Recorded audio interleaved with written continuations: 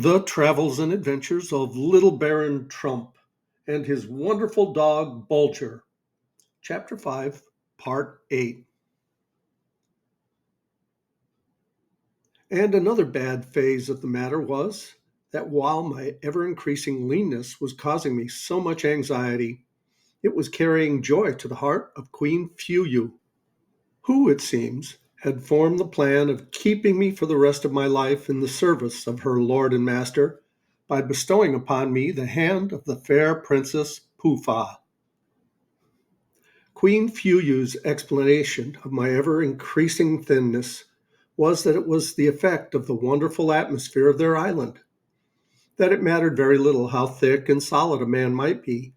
If he lived long enough among them, he would gradually lose it and become, if not a genuine wind eater, at least almost as light and airy a being as they were. As I learned of these views from others before hearing them from the Queen's own lips, it was not at all a surprise for me one day to receive a message from the stately Fuyu summoning me to present myself before her. She accorded me a very gracious reception, and Princess Pufa, too, showed great delight at seeing me under her mother's roof. She bounced hither and thither like a toy balloon, now shaking perfume from dried flowers, now holding up strings of the curious gems which I had already mentioned, and making them glisten in front of my face.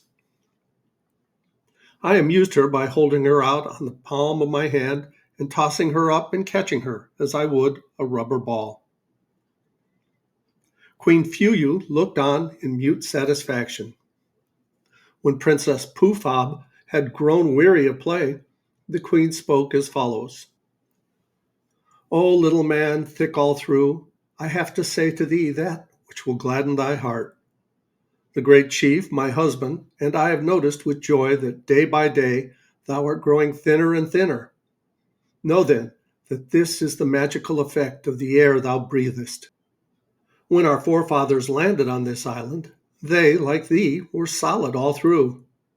Therefore be not alarmed when a few months hence thou findest thyself completely changed.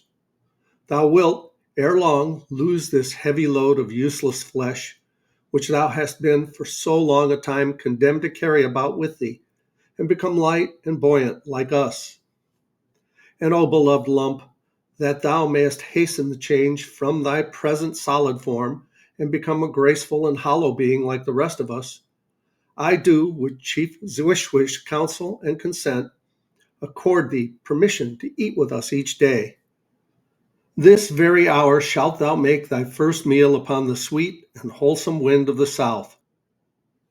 The very moment, little chunk, that thou hast become thin enough to suit the great chief, he will give thee the fair Princess Pufal for thy wife." At these words, the princess, who really seemed to be very fond of me, clapped her hands joyfully and bounced between her mother and me like a toy football. "But, little man lump," continued Queen Fuyu, "before we set out to dine in the sweet wind which blows over Banquet Hill, there are two things which the great chief Zwitchwish said I must be very particular to mention to you. The two conditions upon which he is willing to honor you above all men by bestowing the hand of the beautiful Princess Pufa upon thee."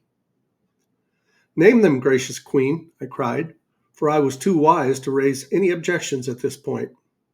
I knew only too well that a single word from Chief Zwitchwitch would hand me over to the tender mercies of the fierce Go-Wiz. "They are," resumed Queen Fuyu, puffing out her cheeks and tapping them playfully with the back of her thumbs, "they are, little man, thick all through, that thou shalt file thy teeth down, even with thy gums, and keep thy nails always pared down to the flesh." "It shall be, gracious queen, as thou desirest," I replied, with several low bendings of my body. "Then," answered Queen Fuyu gaily, "there remains nothing for thee to do but to begin at once to accustom thyself to our food. So let us set out for the Banquet Hill without delay, for the sweet south wind is blowing fresh and strong." I accompanied Queen Fuyu and Princess Pufa to the place indicated. It was a beautiful knoll from which I could look far away to southward over a valley, enchantingly fair. She and the princess at once began to inhale the soft, sweet air and encouraged me to do the same.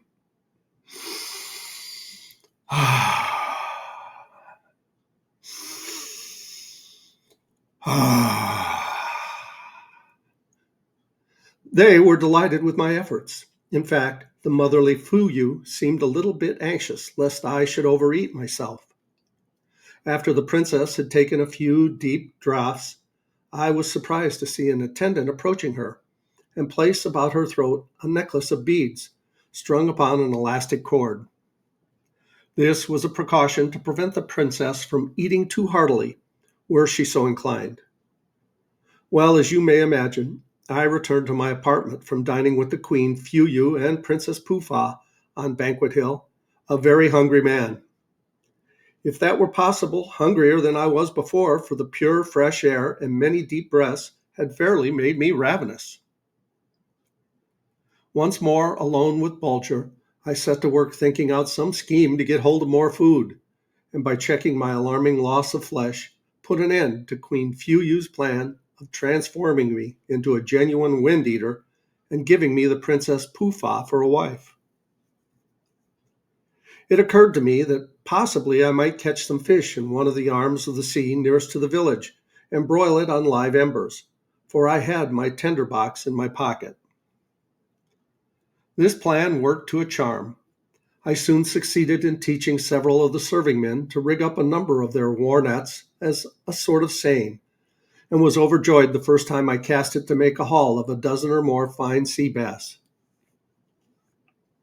Bulger entered into the sport with great zeal, seizing a rope in his mouth and tugging away for dear life as we began to haul in. The next thing was to gather some dry leaves and wood and start a suitable fire to make a bed of embers. Crowds of the wind eaters gathered about me and watched my movements with a sort of mixture of wonder, fear, and pleasure. When at last the smoke began to curl up and the flame showed itself, cries of consternation broke forth, and a wild stampede ensued. Chief Switch Swish was hastily summoned, but I had no difficulty in convincing him that I intended no injury to anyone, that the red tongues which he saw darting forth were perfectly harmless, if they did not come in contact with one's flesh. That it would only be necessary for him to issue a command forbidding the people to approach too near to the tongues of crimson which darted from the black clouds of smoke. By the time the live embers had formed, I was ready with a dressed sea bass of about 2 pounds weight, and the cooking began. It is needless for me to assure you that Bulger and I sat down to a delightful meal, really the first satisfactory one since my arrival among the wind eaters. From this time on, all went well. Every day my oyster gatherers and my fishermen made their visit to the shore to keep my larder supplied. Upon their return, I was always in readiness with a fine bed of embers, so things went on for a week or so. I was delighted to find Bulger and myself gaining flesh in splendid style. And still, every now and then I was obliged to accept Queen Fuyu's invitation to dine with her and the Princess Pufa at Banquet Hill, where I pretended to enjoy a meal on the soft and perfumed south wind quite as much as they did themselves. Queen Fuyu insisted that my complexion was growing clearer and more transparent every day, and that beyond all doubts, in a few months, I would be able entirely to give up swallowing stones, as she called it. While I was quietly pursuing my studies of these curious people, another unfortunate occurrence took place, and this time it turned out to be a very grave and serious matter. The wind eaters were not long in getting accustomed to them at first startling sight of crimson tongues darting from the mouths of black clouds. In fact, they soon learned to like the odor of the delicate morsels as they lay broiling on the embers, and when the air was chilly, didn't hesitate to form a circle around Bulger and me as we sat eating our dinner and enjoying the warmth, and to them, curious spectacle at the same time. It so happened that one evening I had left a deeper bed of embers than I had imagined. The ashes collected over them, and they continued to glow till nightfall. A band of roisterers belonging to the Go-Wiz faction, by the merriest chance, returned homeward that night from a trip to the north shore of the island, where they had gorged themselves upon the boisterous wind of that quarter. Attracted by the glow of the remaining embers, they made haste to gather a lot of wood, threw it upon the smoldering fire, and as the flames began to thrust out their red tongues here and there, ranged themselves in a circle to enjoy the warmth, for the night was damp and chilly.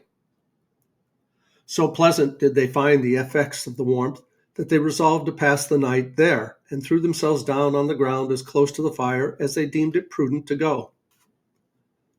About midnight, a gentle scratching on my arm from Bulger's paw told me that something unusual had happened, for he never awakened me unless he was quite sure that the matter was serious enough to warrant him in disturbing me. I found the village in the wildest state of alarm. Ear-piercing screams from the women mingled with the deep, rumbling outcries of the men. You have no doubt already guessed what had happened. The facts were simply these. In the night, the cold had increased, and several of the wind-eaters, half asleep and half stupefied by the deep draughts of the boisterous northwest wind, had approached closer and closer to the fire when suddenly the vast quantity of cold air which they had swallowed began to expand, and 4 of them exploded with a terrific noise. In quicker time than it takes to tell it, my dwelling was surrounded by screaming, shrieking, howling mob of wind-eaters demanding my instant death. It required all of Chief Zwiswish's influence with his people to save me from being entangled in their fatal nets and beaten to death on the spot. To make matters 1,000 times worse, the bully and swaggerer, Go-Wiz, entered the village at this very moment with a pack of his quarrelsome hangers-on at his heels. He had been away on a secret trip to the farthest northern point of the island, where the north wind howls and roars its maddest. I had never seen him puffed up so to the very bursting point with his favorite food. When he heard of the fate which had overtaken his 4 comrades, his fury knew no bounds.